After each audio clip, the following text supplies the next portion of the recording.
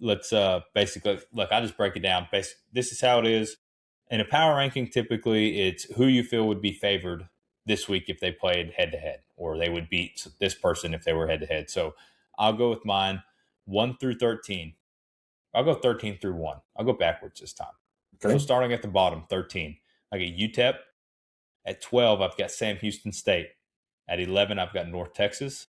10, Rice. 9, Baylor. 8, UTSA. 7, TCU. 6, Texas State. 5, Houston. 4, SMU. 3, Texas Tech. 2, A&M. And then 1, TU. Yep. Okay. Really, we're not too far off at the beginning or at the top. But from the bottom, I got UTEP. Mm-hmm. Then, unfortunately, I got my Bearcats. Mm-hmm.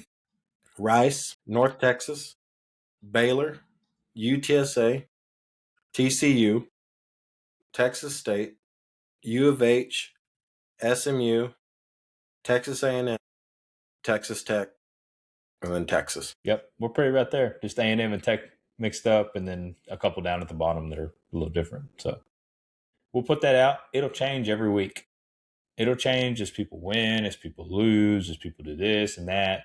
And honestly, if you look at the 2, 3 for mine, if Texas Tech and A&M played on a neutral field right now, the books would probably lean.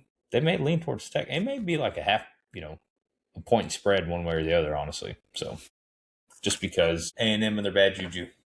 So, anyways. And we put out a poll, too, when we were talking about Texas football. Man, we've just been so pro-Texas football here recently that we put it out and we said, who was the best Texas coach or FBS Texas coach right now? And went through, let me see here, what the final totals were for today. So put out there as the picks, you can only put so many out there. So Mike Elko, Steve Sarkisian, Joey McGuire, Jeff Traylor, and then other got no votes. So that's unfortunate for old Rhett Lashy. And then, gosh dang it, what's the U of H coach? Is it Willie, whatever his last name is? A couple of these guys out there, none of them got any love. That's okay. But in our Facebook poll, Mike Elko is leading the way with 47%. In our Instagram poll, let's see here, Mike Elko is leading the way with 50%. So Steve Sarkisian is a close second, followed by Joey McGuire. And Jeff Traylor is actually getting some love as well. So I'm actually a big Jeff Traylor fan. I'm not going to lie. I think Jeff is a hell of a coach. I think if you put Jeff in some of these other bigger programs and give him the opportunity, I do think Jeff would probably be the one that would probably be the best to play for. As far as what you see, Landon talks about it all the time. He's a hoot to watch on an interview. Mm-hmm. Like if we could land him for an interview, that'd be absolute like crazy. Mm-hmm. But that would be pretty huge. But honestly, if you look down, I think Jeff Traylor's really up there. Steve Sarkisian just doesn't do it for me. Joey McGuire is a Texas legend in his own right, just from high school, everything, moving up to Tech. But Elko, man, the X's and O's, it just looks like he's one of them that he was able to do it at Duke. He was a good defensive coordinator. I'm torn between Elko and Traylor, to be honest with you, between the two. I think this is the year where we're going to really find out who Mike Elko is as a coach, because last year we had a favorable schedule, and I'm willing to say that now. We had a favorable schedule last year. We had very good talent, and he made the most of that opportunity. Well, I say he got a good amount out of that opportunity. This year is going to be a little bit different. You got some youth on the offensive line. You've lost some players to the draft. You've got a quarterback that needs to play his absolute best. So I think this is the year where we find out what type of coach we have in Mike Elko, because this is going to be one of those where you do need the coach to win you a couple of games. And we'll find out. 100%. But I do love Mike. I do love Mike and what he brings to the table. And then Joey McGuire, I think I like better than Steve Sark. It's not that Sark's a bad coach, but I don't feel like I've seen it out of Sark, and I think he's had plenty of opportunities. I'd hate to play for Stark. I feel like he's too pretty boy. Maybe it's the Austin in him. I don't know. But I just think that it wouldn't be. I'd play for Coach Traylor, though. Yeah. You know, if Well, if Sam Houston still had that Coach Keelan, yeah. I don't know. I can see his he'd have face, been but I don't know his name. he'd have been at the top of my list. But Oh, yeah. easy, that guy was a dog. It'd take a special coach for me to pick a Sam Houston State coach. That's all I got to say. I'm sorry. Take a pretty special coach. It'd have to be Gary Gaines or something like that. But Gary Gaines. Gary Gaines. So, but out of the best coaches, who's the coach that you think is going to be on the hot seat? The biggest hot seat by the end of the year? Biggest hot seat by the end of the year. Uh, I got two. I think There's a couple that are really easy. I think you could put out. I think you could put Scully Waldy out of UTEP. He's got a 5-19 record over the past 2 seasons. You got Phil Longo. I think that's how you say his name. Sam Houston State. When you talk about him, he came in. He got hired. He wasn't able to do some of the recruiting stuff. He went last year. They had a pretty down year. This year they're going to expect to get back to a bowl game.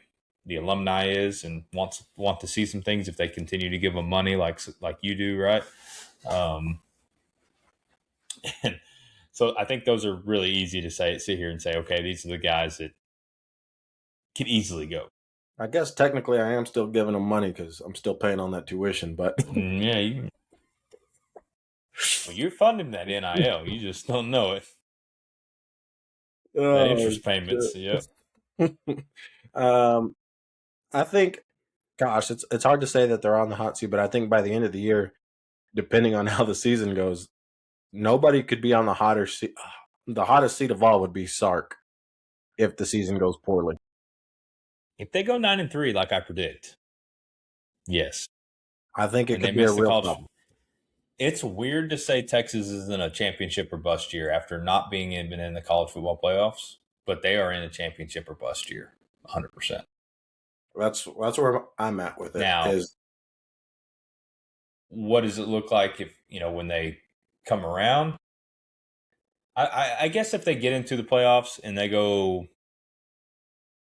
to the quarterfinals or the semifinals, I don't really know. They're probably not going to get rid of them if they go to the playoffs. But if they miss it, then you start shaking your head and going, "What are we going to do?" yeah, Back to back 9-3 records ain't going to do it. if they miss, he's out of Austin. Yeah. That's why I So think he's the hottest seat. I just don't know who you get. That's the biggest deal. Jeff Traylor. If he goes to the playoffs, I mean, that's an easy commute right there. I don't know. I think Jeff Traylor may be too. I don't know. He's playing in San Antonio, so maybe so. Maybe so. Nah, I don't know, but I think Texas fans are too. I think they try to go and get Nick Saban out of retirement. Nah, he ain't coming out. There's a lot of young, hot named offensive coordinators. Ben Arbuckle out of Oklahoma. If he can get the offense going somehow, they make a run. He's going to be a name that people are going to want to go after. Just for instance, right? I mean, he was a college quarterback going into Oklahoma, worked his way up. If he can get that offense turned around, they make back-to-back college football playoff appearances. He's a young guy, can relate to people. That's one right there that you could say, okay, maybe that could happen. So Watch for Texas me, gets Joey McGuire. that would go against everything Joey McGuire. That'd be a crazy turn of page. Mine too. I agree with the Stark thing, but I guess being just kind of, I'll get off my what some people may think unrealistic style. I'll go Sonny Dykes for Ooh, TCU. I think I have a pretty good big one. He's had it pretty tough since they went to the college football playoffs. They're 14-13 with a conference record in the last 3 years yeah. since going to the I think playoffs. Since no. going to I'm full he's on board with that one. he's got to figure that out. And then Dave Aranda. Aranda, excuse me, yeah, 6 seasons. He's 36-37. Now he didn't inherit a good situation. I No, understand that, but they're 15-21 in the Big 12 since they won the Big 12 title in 21. And I think bringing in somebody like DJ Lagway, they probably paid him a good amount of money. different things. If it doesn't work out now, especially now, it's not like he's got a quarterback that's there for the future. I think it's just kind of all the signs of like, hey, if it doesn't happen, cut No, it. I So think Dave was pretty close to getting canned after this past year. So I think again, if because Baylor and TCU, outside of their couple of great years that they had, they're very prideful programs with not a lot of success, and they're one of those. They're both programs that their fan bases see them as rivaling the Texas and Texas A&Ms in the state of Texas. yeah, I Which have it on. Look, you're right, and I'm sorry, I didn't mean to cut you off. I apologize. Finish your sentence. I mean, they probably need to have a reality check at some point, but Yeah, they're not going to have it. It's not going to happen. So if they don't have some success soon, I think Sonny and Dave are looking for new jobs. TCU and Baylor are not even the fourth best program in Texas anymore. SMU is taking that spot. UTSA may have even jumped in front of them, honestly. But I have it on good authority that there's some high class alumni that don't like what Sonny Dykes is doing up there in Fort Worth either.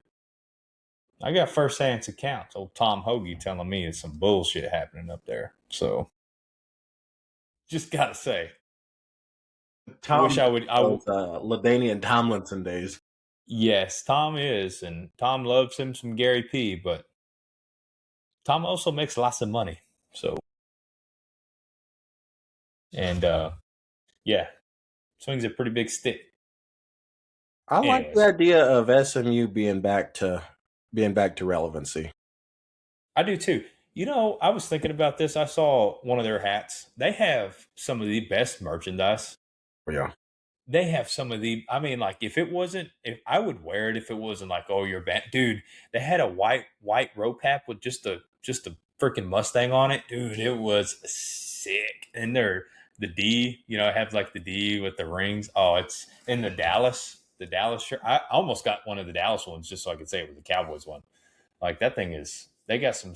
They probably have the best merchandise out of all I the mean, programs. To be honest with you, red, white, and like, blue. Are you kidding me? dude, it is the best. 100%. SMU probably has the best merchandise with what they do.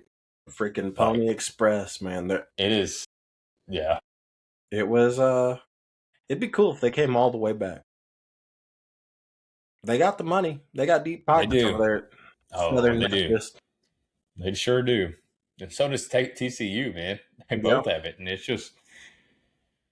it's wild. A lot of money out here. Just a couple oil barons. That's all it takes.